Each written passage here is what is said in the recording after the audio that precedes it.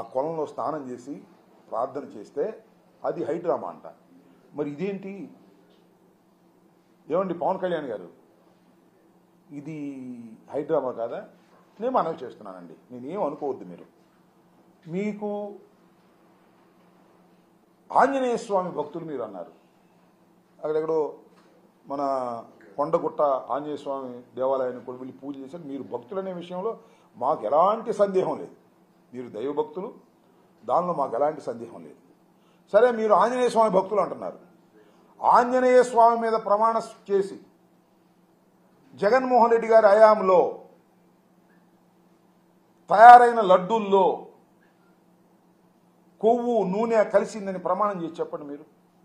మీరు నిజంగా భక్తులు కాబట్టి చెప్పండి, అప్పుడు ఎంక్వైరీ చేయించండి. అంతేకాదు ఇంకో మాట అన్నానండి,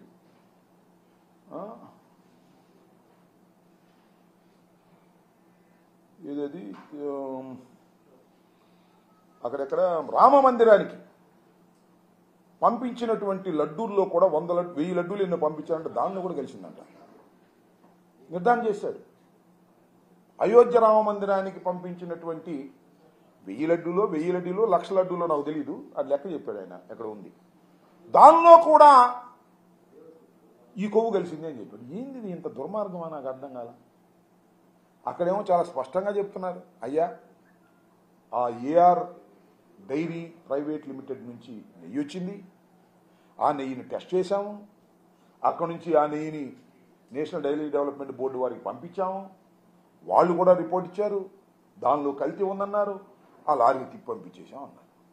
అర్థం కాలేదు. ఇంకా ప్రజలు ఇంకా కన్ఫ్యూజన్లో ఉన్నారు. ఆ నెయ్యి వాడారేమోనని. ఆ నెయ్యి వాడలేదని ధర్మారెడ్డి ఆయన ఈవో గారే చెప్తున్నాడు. ఆ వాడని నెయ్యలో దాని ద్వారా అపవిత్రం అయిపోయిందని వాళ్ళు అన్నీ శుద్ధి చేస్తున్నారు. అంటే ఒక డ్రామా, హిందుత్వాన్ని రెచ్చగొట్టేయాలి, వైసీపీకి వ్యతిరేకంగా అనేటువంటి కుట్ర. ఇది మహాపాపం కాదా? దీనివల్ల ఎవరికి నష్టం జరుగుతుంది? వాస్తవాలు నిదానంగా బయటకు వస్తాయి కదా.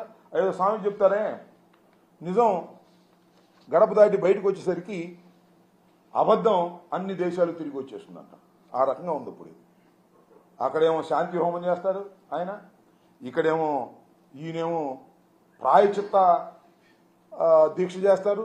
అమ్మో ఏదో జరిగిపోతుంది, పవన్ కళ్యాణ్ గారు ప్రాయచిత్త దీక్ష చేశాడు, మెట్లు కడిగాడు, ఏదో జరిగి ఉంటుంది అనేటువంటి డౌట్ క్రియేట్ చేయడానికి మీరు తాపత్రయపడుతున్నారు తప్ప మీరు సరైన ఎంక్వైరీ చేయడానికి మాత్రం భయపడుతున్నారు. సింపుల్.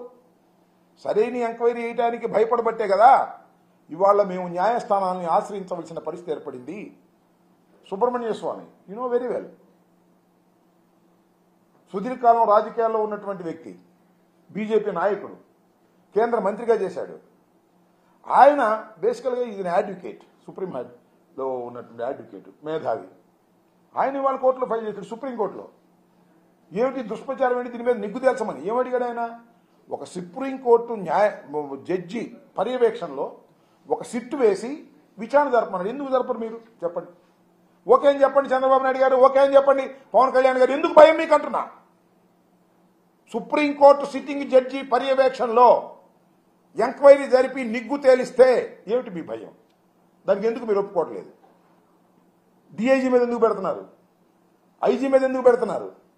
కానిస్టేబుల్ మీద ఎందుకు పెడుతున్నారు? భయం. ఎందుకంటే ఇది అవాస్తవం కాబట్టి.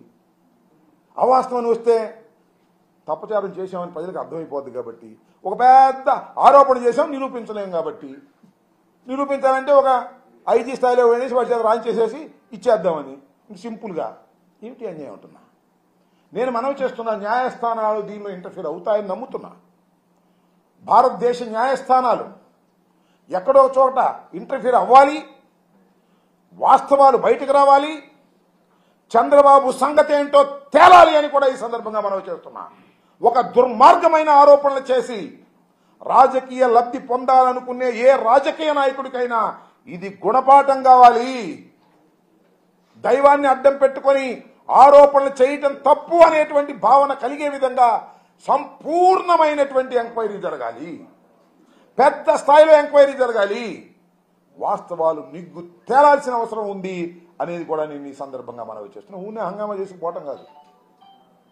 ఊరికినే బీజేపీ పార్టీకి చెందినటువంటి వాళ్ళు వచ్చి జగన్మోహన్ రెడ్డి గారి ఇంటి ముందు హంగామా చేసిపోవటం, ఈయనేమో మెట్లు కడగటం, ఆయనేమో అక్కడ శాంతి యాగం చేయటం, హిందువులందరూ రెచ్చగొట్టడం, రాజకీయంగా లబ్ధి పొందాలనుకోవడం, ఇది చాలా దురదృష్టకరమైనటువంటి పరిణామాలు.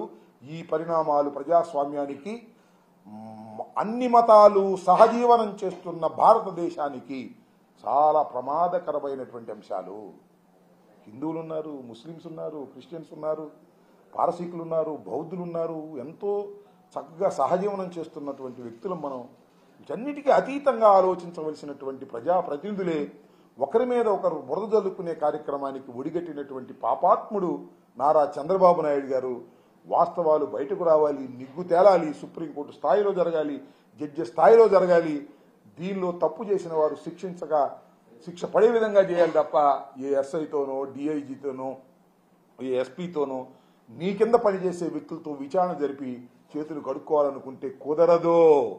ఒకసారి ఆరోపణ చేశావు, దానికి ఎంత దూరమైనా వెళ్ళి ఆ ఆరోపణలను నిరూపించుకోవాల్సిన బాధ్యత నీకుంది. ఆ నిరూపణ కాకుండా మేము ఎంక్వైరీలు, ఉన్నతమైన ఎంక్వైరీలు అడిగే హక్కు మాకుంది. ఖచ్చితంగా దీనిలో భగవంతుడు, ప్రజాస్వామ్యం న్యాయం చేస్తుందని పూర్తిగా విశ్వసిస్తున్నానని కూడా ఈ సందర్భంగా నేను మనవి చేస్తాను. దాంతోపాటు ఆయన ఎవరు, మన